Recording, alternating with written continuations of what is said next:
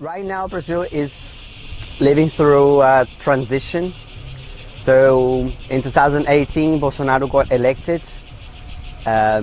Bolsonaro is a fascist, far-right president. We now have the elections in October. The poll shows that the most likely candidate to win is Lula. Lula has a really big advantage upon Bolsonaro. So it's very likely, and that's what we think will happen, Lula will be elected. However, Bolsonaro will not give up very easily. He knows that he cannot win the election through the ordinary votes. So what Bolsonaro is trying to do now is to create a turmoil in the elections, and he will do everything he can to create a chaos in the election.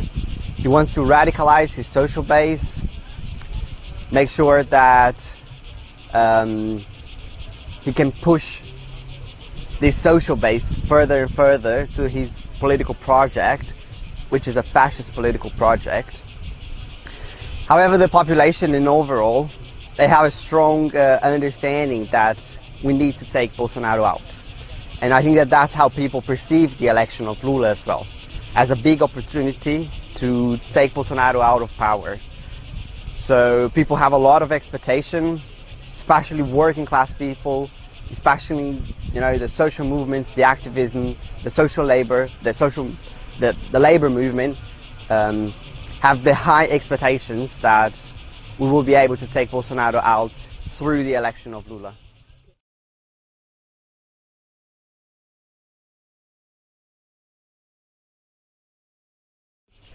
Yes, I think it's very possible, and I think it's very likely that Bolsonaro will try something like a coup. It's hard to tell exactly the shape of it, but he for sure will make some kind of attempt. I think that the first attempt will be now on the 7th of September, which is the national day. Bolsonaro is already calling people to go to the streets. Very likely the tensions will build up a lot after these protests. Bolsonaro has the support of the most radical parts of the police forces. Bolsonaro has a really strong connection with the army, so his vice president is a former army general. His new vice president candidate is also a former general. So, however, although I think he will attempt a coup, he will not succeed. You cannot do a military coup in Brazil without the support of the imperialist bourgeoisie. So, and Bolsonaro does not have the support of the international community, of the international bourgeoisie to do so. He does not even have the support of a significant part of the national bourgeoisie to a project like this. So Bolsonaro faces a strong opposition from the media, which is a big power of the national bourgeoisie in the country. So, but this attempt is important for him to radicalize his social base and leave power, making a strong statement.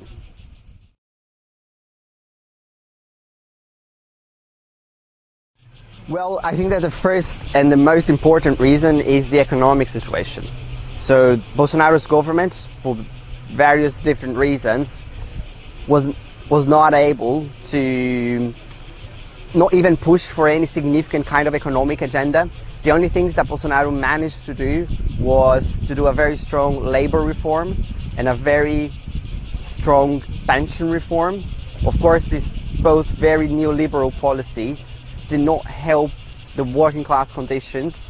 On the opposite, actually. So the working class conditions during Bolsonaro government deteriorated quite fast. And of course, then there was the pandemic as well. And Bolsonaro's position towards the pandemic of denying vaccines, denying any kind of social isolation, making fun of people who died of COVID, denying the disease, made him to be very demoralized, in the opinion of most of the working class, because the working class suffered a lot during the pandemic. They lost many people. Brazil had 600,000 of deaths. So the working class saw in a very short period of time its life conditions to deteriorate really fast. So that was one of the main reasons, and I would say the main reason why the working class abandoned Bolsonaro. And also his attempts of harassing the media, journalists, attacking democracy also did not find significant support among the working class. Bolsonaro's biggest support base now is basically part of the middle classes, part of the petite bourgeoisie, part of the agribusiness and the social basis of that, of those areas in the country.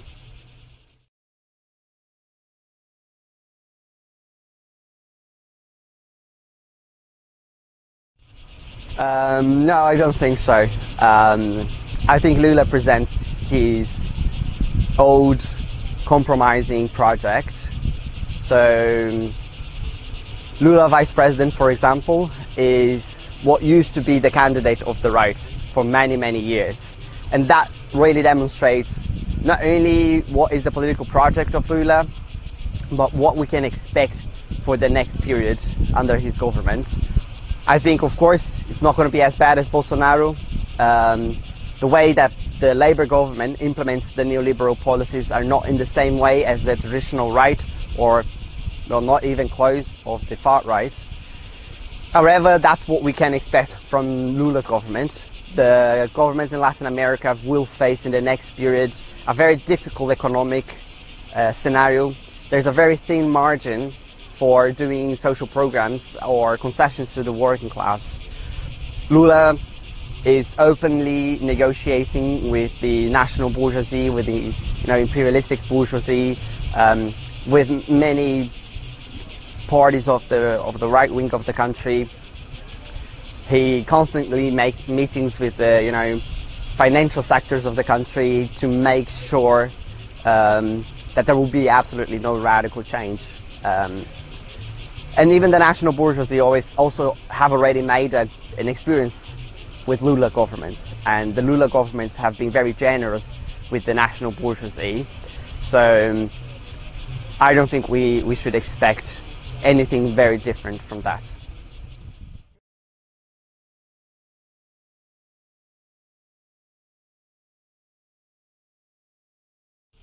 PSOL has a very proud history of independency and a very proud history of being in opposition to the Labour government. So PSOL in every election has presented its own candidate, has presented to the working class a radical anti-capitalist program. And also because of that, PSOL grew a lot in the past 10 years with this anti-capitalist program, or at least like a radical social program. However, in this election, PSOL had to face a very different situation. In one hand, we have a fascist in power that we have to take out of power, and on the other hand, we have Lula back to the elections after all his condemnations were cancelled by the Supreme Court. And Lula was the only candidate who could take Bolsonaro out of power. So PSOL did a very brave decision of not standing or not presenting a presidential candidate this time, and that's the first time PSOL does so, to support Lula. It was not an easy debate inside the party, because PSOL has this strong tradition of presenting its own candidate in the elections, but this situation was different. So PSOL understood that we could not be perceived as an obstacle to take Bolsonaro out of power, and that it's really what should be the priority of the left and of the working class organizations at this moment. Taking Bolsonaro out of power is a matter of survivance for the working class. It's a matter of defending the democracy and the democratic rights that we have in the country.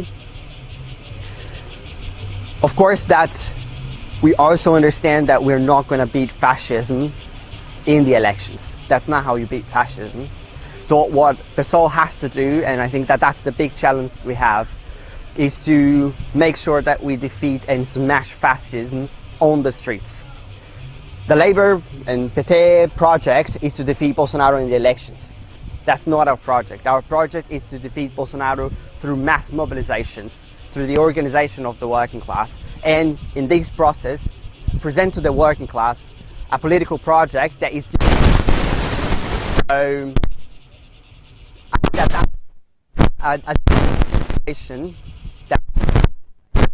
and a very brave that we had to do.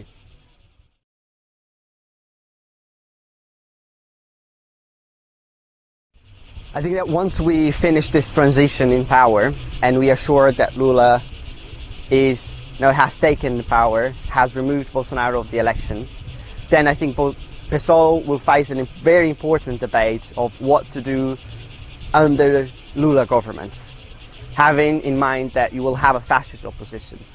And I think that here PSOL has to be very convicted of its program, of its position of independency, of the defense of the working class, and be a really strong opposition to the neoliberal policies that surely will come under Pet's government.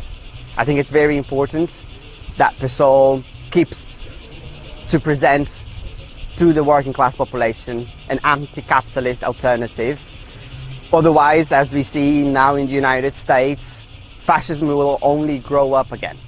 Because once we have the left now implementing the neoliberal policies, the working class conditions have to understand that the solution for this is not to get back to the right or the far right, but is to push and to move to an anti-capitalist solution. So I think that that's what should be the stance of PSOL for the next period. Okay, Matteo, thank you very much. Thank you, Nico.